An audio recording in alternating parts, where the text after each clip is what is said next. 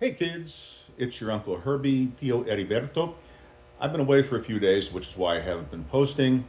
I was boondock camping on the Colorado River just north of Yuma, Arizona, in an area with absolutely no internet and absolutely no cell phone service. Boondock camping means just that. You're in the boondocks, there's no cell phone and internet is the least of it. There's no water, there's no power. So you kind of have to well, it's close to roughing it. It makes you appreciate what the settlers must have gone through as they crossed the United States. Not that I mean, I have what's called a jackery. It's a inverter, and I have a solar panel that charges it, and so it takes care of my, the fan in my tent and the lights and all that, and all various little electronic things. I'm not saying that we were roughing it like cowboys crossing, the desert, but at the very same time, it does make you appreciate the way things are. And another reason that I do it is I like to feel that I'm capable of being self sufficient. Part of wisdom is understanding that things that people say will never happen do happen. And when they do, the prepared are always going to be better off. Hold on one second. Okay, I feel better now. I know I look absolutely rotund in these pictures, but I'm really not. I'm just leaning back in my reclining chair and it makes me look bigger than I am. But anyway, just for you to know as a side note, and this is just pure vanity, me mentioning this, which has nothing to do with wisdom, but we all have our flaws. I'm 6'3" and I weigh about 215. So I'm not a shrimp, but at the very same token, I am not morbidly obese either. And you can tell I haven't shaved. You can tell I have a little sunburn. And anyway, I love camping. It just relaxes me. But the point I make is part of wisdom is being prepared, and part of wisdom is understanding that anything can happen. And I mean, how many times in your life have you heard people say that will never happen, and then it happens? And sometimes it's big things, like in 2016. I could have, if I had a nickel for every person that told me that Trump was never going to be president, I'd be, a millionaire. But the fact of the matter is, what you think can't happen will, and that's a very mild example. What's going to happen is going to be unpredictable because everything that hurts us comes as a surprise.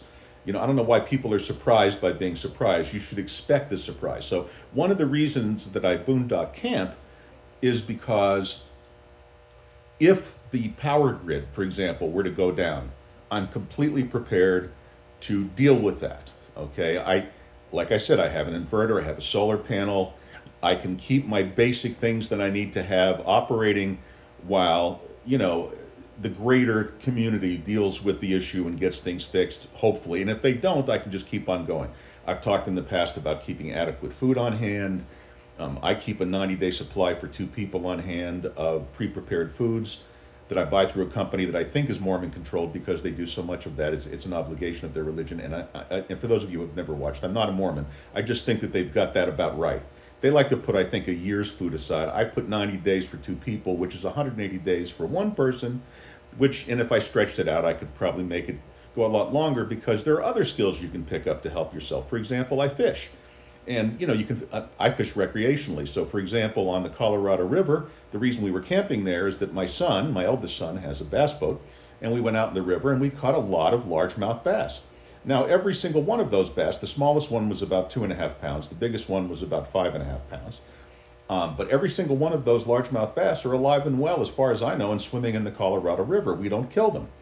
But largemouth bass are delicious. Now, largemouth bass fishermen generally don't eat bass. But if you do, and I have, they're delicious. The other fish in the river that there's a lot of are striped bass, which are terrific. The only freshwater fish I think that are better than striped bass to eat are walleye.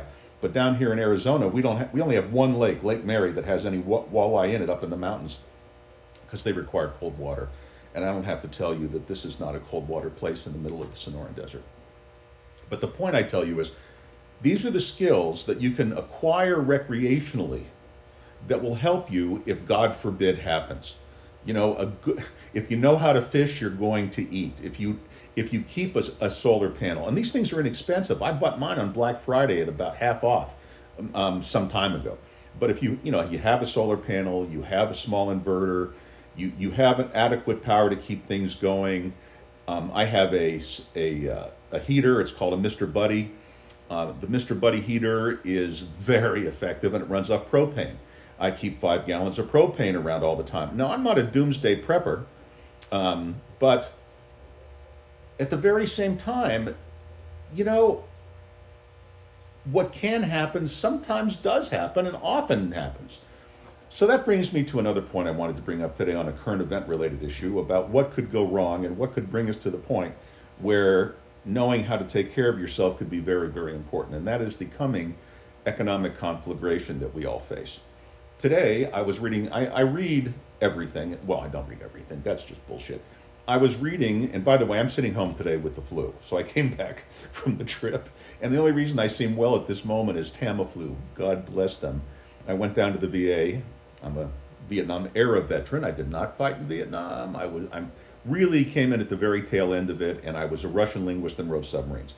But because I'm a Vietnam era veteran, I can use the VA system, and it's, in my experience, it's been excellent. So I went down and I got some Tamiflu, and I feel okay. I don't feel great, but I feel okay. I'm a little achy, a little nauseous, but a couple of days rest, I'll be fine. So, and it takes very little effort to record one of these things, so here we are. So anyway, I was reading the Wall Street Journal this morning, and what I was trying to say is I read things on the right and the left, and the Wall Street Journal, to me, is almost a poster child for mainstream conservative media. They're a shill of the Republican mainstream. They hate Donald Trump. They clearly want mainstream. Nikki Haley's their gal because she is the poster child for everything that, well, basically, she's George Bush in a dress. The second, well, both Bushes really. They were both mainstream Republicans, and this is just the dying throes. The Wall Street Journal is one of the dying throes of the mainstream media. 10 years from now, there won't be any Wall Street Journal, and there won't be any mainstream media, and everything will be social media, and there'll be a whole lot of new outlets because of the creative destruction of capitalism. Nobody believes the mainstream media anymore. Very few people, increasingly, more and more, on the right and left, disbelieve it, and so alternative media sources are coming out, which does tend to have people listening in their own echo chambers, which is why in other words, these algorithms on like, for example, YouTube, if I watch a video of, let's say, Konstantin Kissin on trigonometry, it's a British broadcast, but I like him a lot, and I watch that, then they'll just deluge me with everything similar to him, along with everything he's done for the last 10 years. And so, if that's your thing and you want to just listen to a repeat of that point of view, then that's what you're going to get. So what I try to do is I make myself listen to Rachel Maddow, who I think is a bright woman who's completely misguided. I make myself listen to Cenk Uygur, or however you say his last name, who I consider a complete moron. But I at least listen to what he has to say, because I want to, sometimes, at least he brings to my attention, I've never agreed with him on, frankly, anything, but he does bring to my attention what the left is thinking. And although I consider progressivism a poisonous philosophy, and socialism, I can't figure out why anybody still advocates for that, because, like, how many 100 million people does a system have to kill before you realize that it doesn't work? And socialism killed 200 million people in the 20th century. And I dare to think what would happen if it were to become well-rooted in the 21st. It's the philosophy of a moron. Why is there inequality between people? I say, just digressing slightly, because people are not equal in ability. Period. End of story. And unless you're equal in ability, you're not going to earn the same amount. You're not going to do as well. And it's all about decision making and family. And there are a lot of factors that have to line up, and a lot of people are born behind the curve, and so on and so forth. But that's just the human condition. And there is no such thing as a government, historically, ever or ever will be, that can take care of the individual psychological problems and raising situations and scars of childhood that take place with the average person. Okay, so back to what happened today in the Wall Street Journal. So the headline in the Wall Street Journal was something I've talked about in my Substack. If you go to my Substack, which is the 1964plan.org Substack, the 1964 Plan Substack, you'll find that I've written on this issue extensively, which is the demographic collapse of China. So the headline was that they admitted officially that they lost about 1.5 million people net.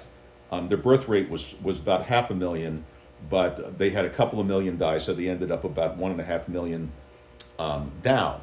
Now, this is a terrible problem for China, and I wrote a Substack today called "I Told You So," China is doomed. So please check that out on my Substack, because I don't want to restate something that I spelled out there, and I did source my sources. I sourced my sources. I tell you where to look for where I get my information. When I make a claim, I try to always put in where I got, or at least if I got it from 10 different places, I try to pick the most credible of those and put that up as a source so that you can go there and make up your own mind based on the information that I provide. So, China's economy is a sham. Okay, their true gross domestic product is 60% less than what they report. Again, I explain all of this in the Substack, the 1964 plan Substack. It's free, by the way. You don't have to pay for it. I'm not charging for it. So feel free, just take a free subscription, and I write in it at least 3 times a week, sometimes 4. So what that means is they cannot sustain their growth. The entire model that they have, and us too. You know, when you spend more money than you have, you must have a increasing population to sustain that debt. So when, for example, here in the United States, we're borrowing virtually half of our budget now, well, we don't have enough people, to pay that back later unless we have an increasing birth rate, and we don't. Now, we're lucky, if we're smart enough to see it, that we happen to be sitting on the border, on the northern border and our southern border of one of the healthiest countries demographically in the world, which is Mexico. Mexico has a very young population. It's educated, they're very hardworking, and if we would pull our heads out of our asses, another subject for another day, and have an intelligent immigration and border policy to get things under control, then Mexico can save us from our own stupidity of not having enough children because we've destroyed the traditional nuclear family. But in China, thanks to the one-child policy of Mao Zedong, that's ended, but it didn't end until the 21st century, they destroyed the Chinese birth rate. The average, to replace your population, you need approximately 2.1 children per woman born in her lifetime. I realize you can't have 0.1 children, but you understand that's a statistical average. The Chinese birth rate is less than half that. It's 1 child per woman in her lifetime, and that's half the rate to maintain the population. By 2050, which sounds like a long way away, but time flies when you're having fun. In 25 years, Chinese population will be half what it is now. But it won't get that far because China's going to break up, and it's going to break up in a huge revolution caused by a massive economic collapse when this Ponzi scheme that they're running, which in microcosm, if you can call China a microcosm, is almost identical to what we're doing and Europe's doing and Russia's doing. We're all gambling on inflation to bail us out, but declining demographics will be the straw that breaks the camel's back, and China's is breaking down right now. So what should you do? The first thing you should do this year, if you're wise, is to hedge your bets. When someone says hedge your bets, you ever think to yourself, what does hedge mean?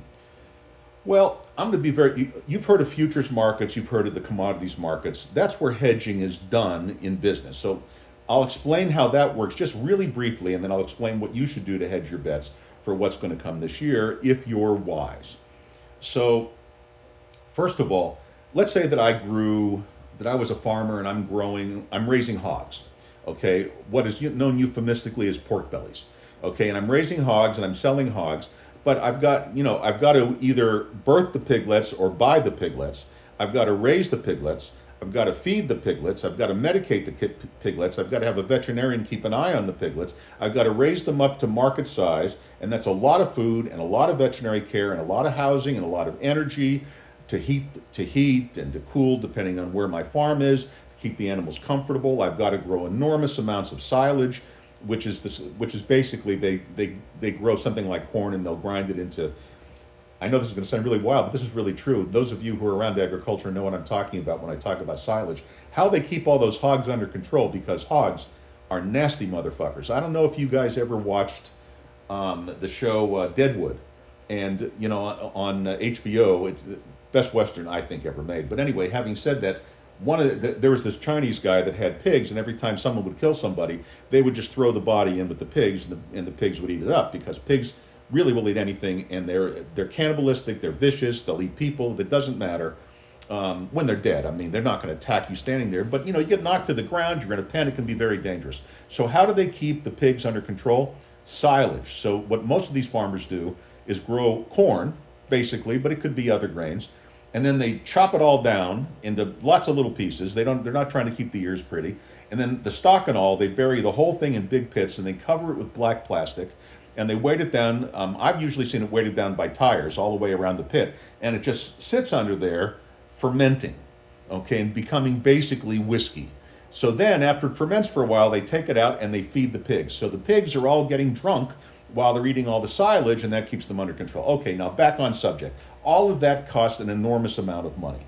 The energy to harvest the silage, to chop the silage, to raise them. I can go on and on. There's not to mention the farmer's debt service for his farm, his equipment, his trucks, his tractors, whatever. Tons and tons of expenses in farming, and they borrow the money to do that every year. Farmers have very good relationships, the ones that are successful with their bank. Most of them, not most, I shouldn't say that. I'm not absolutely positive about what I was about to say, so I'll rephrase that. Many of them use local banks, smaller local banks. They finance, they pledge their farms as collateral, their land is collateral, their equipment is collateral. So, but the one great unknown is, how do they know they're going to get enough money per hog, okay, in order to recoup all of the money they borrowed, pay the interest on that money back to the bank, and have enough money left over to live and to prosper? And the answer is hedging. And what they do is they bet against themselves.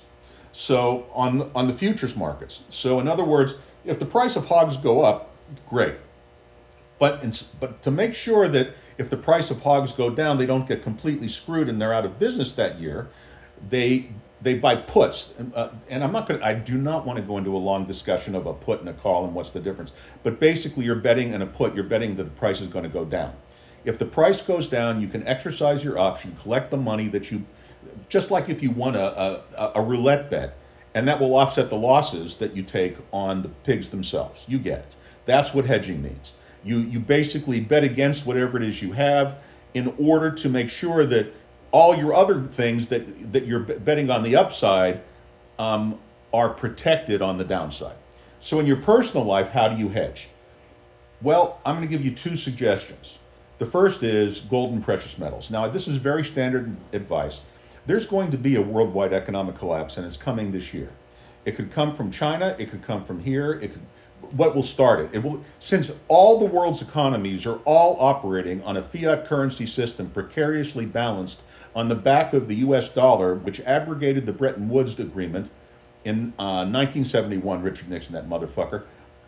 We have been running out. Prior to the world doing this fiat currency experiment, where all the money in the world is backed by nothing but confidence,